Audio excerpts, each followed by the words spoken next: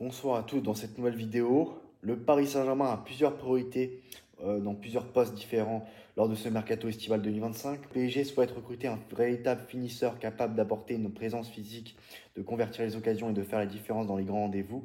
Cible sur la liste du club. En 1, on a Victor Osimhen. C'est pas classé par ordre de priorité, mais voilà, c'est dit comme ça. Naples, priorité à Galatasaray en 2024-2025, toujours apprécié en interne, malgré un contexte contractuel complexe. Le club a toujours un œil sur lui, apprécié par Campos, un peu moins par Luis Enrique. En 2, Victor Gyökeres du Sporting Club de Portugal. Profil puissant et décisif, il a explosé cette saison au Portugal. Énormément de clubs sont sur lui. Luis Enrique a des doutes.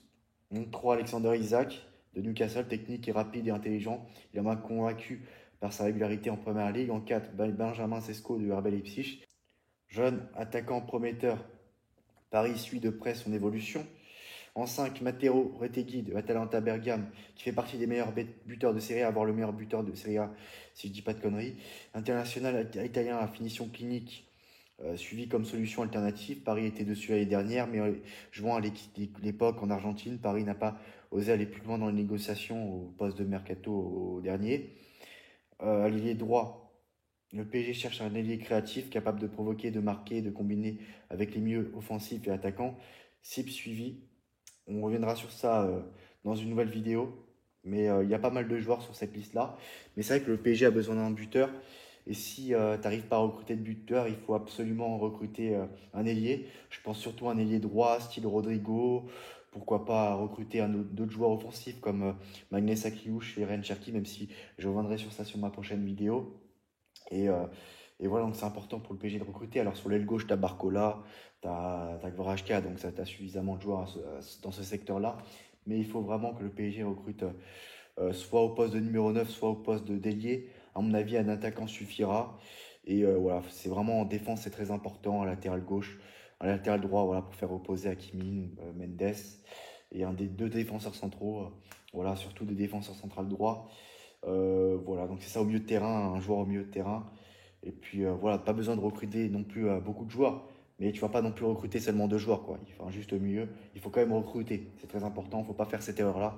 Voilà, donc à vous de me dire en commentaire qu'est-ce que vous pensez de tout ça. On revient très vite dans une nouvelle vidéo. On parlera des ailiers.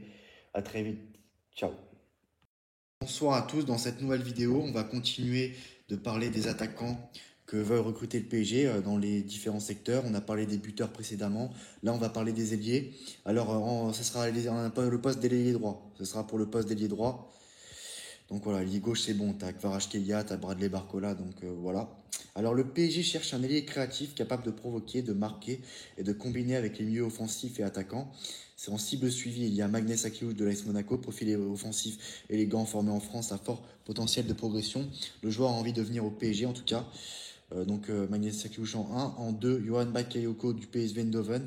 Ailier moderne, rapide et bon dribbleur, régulièrement supervisé. C'est vrai qu'on en a parlé pas mal de fois. On a déjà parlé de Johan Bakayoko au PSG. Ça fait 2 ans que Paris voilà, est sur le joueur. Donc voilà. Malheureusement pour le joueur, son niveau ces derniers mois n'est pas suffisant pour que le PSG le recrute. En 3, Rodrigo du Real Madrid.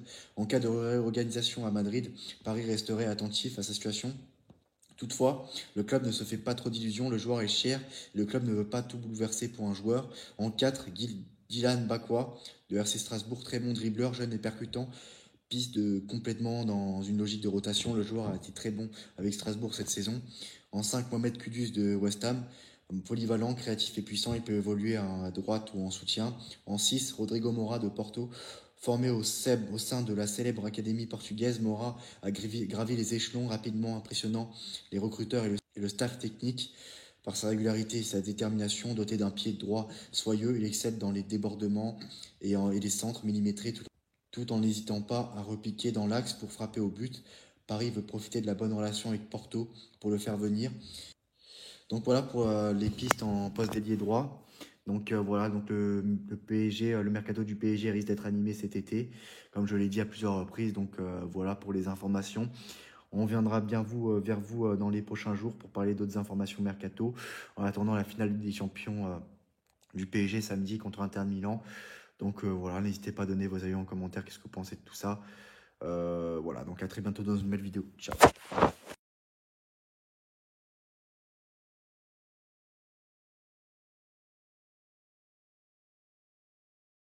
un grand chantier, un très grand chantier attend le PSG cette année lors de ce mercato estival 2025. Donc voilà, je vais vous citer ces informations-là. Alors le Paris Saint-Germain prépare activement le mercato estival 2025 avec pour objectif de renforcer son effectif dans plusieurs secteurs clés. Luis Campos, conseiller sportif du club qui a prolongé, a identifié 4 postes prioritaires. Un défenseur central droitier, un arrière gauche, un milieu défensif, un ailier droit en cas de bonne opportunité, un numéro 9. Voici un point détaillé sur les cibles potentielles pour chacun de ces postes. Donc en défenseur central droitier, cible potentielle, Ibrahima Konaté de Liverpool, international français, il est une cible de longue date du PSG. Le joueur n'a pas encore prolongé et il est fan de Paris. Christian Mosquera de Valence, défenseur espagnol de 20 ans, il est reconnu pour sa nouvelle puissance, pour sa puissance et sa rapidité. Aux dernières nouvelles, il serait le favori. Dortmund, le club allemand, ont avancé leur pion récemment. En 3, Joël Ordonez, Club Bruges, jeune défenseur équatorien de 21 ans. Il est suivi pour sa solidité défensive. 9 est parvenu récemment, mais trop basse pour le club belge. 4, Thomas Araujo de Benfica, défenseur portugais de 23 ans. Il est surveillé pour sa régularité et sa capacité à relancer proprement. Luis Campos essaie de le recruter depuis le mercato dernier. En 5, Mario Guila. Je ne connais pas Lazio, défenseur espagnol. Il est apprécié pour sa lecture du jeu et son sens de l'anticipation. Luis Enrique l'aime beaucoup en arrière droit ou gauche. 5, cible prioritaire. Maxime de Culper en 1, Club Bruges, un des noms les plus suivis pour la cellule de recrutement, très actif offensivement, il combine volume de jeu et efficacité dans les transitions. Théo Hernandez de AC Milan en 2, le PSG suit toujours de près l'international français, même si le montant est très élevé, une solution de luxe. 3, Alejandro Grimaldo du Bayer Leverkusen, auteur d'une saison exceptionnelle, il est séduit par sa régularité, sa position sur coup de pied arrêté et son expérience en Ligue des Champions. Le Real Madrid et Barça sont sur lui. 4, Destiny, Udogi. Alors je connais vite fait comme ça de nom. Tottenham, puissant, rapide, encore perfectible défensivement. Il représente un pari d'avenir crédible. Tottenham n'est pas vendeur, mais une grosse offre pourrait faire bouger les lignes. 5, Lucas Netz, Borussia Mönchengladbach, latéral gauche allemand de 22 ans. Il est suivi pour sa régularité et sa capacité à se projeter vers l'avant. Des clubs italiens sont dessus. Milieu défensif, cible potentielle. Alan Varela, le FC Porto en 1, milieu argentin, il est courtisé par sa vision du jeu et sa capacité à casser les lignes adverses. Des clubs anglais et espagnols s'intéressent aux joueurs. En 2, Anderson de l'Atalanta, milieu brésilien, il est reconnu pour sa combativité, sa technique. Luis Enrique a même son profil. En 3, Raphaël Onidika, Club Bruges, milieu nigérian athlétique et polyvalent, il impressionne par son impact physique et son volume de jeu. Campos adore en tout cas. En 4, André Santos, on a souvent parlé de lui, de Strasbourg, prêté par Chelsea, jeune talent brésilien, il est surveillé pour son potentiel à long terme. En 5, Bruno Guimaraes, Newcastle, international brésilien, complet à l'aise à la récupération comme à la relance, il figure parmi les profils les plus recherchés de ce marché estival 2025.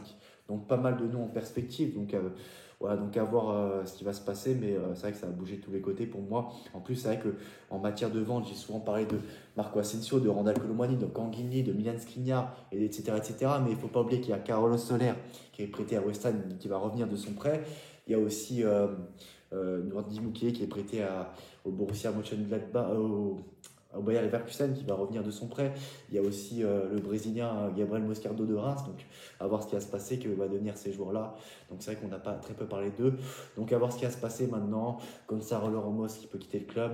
À voir. Mais en tout cas, ça va bouger, ça va pas mal bouger lors de ce mercato estival 2025.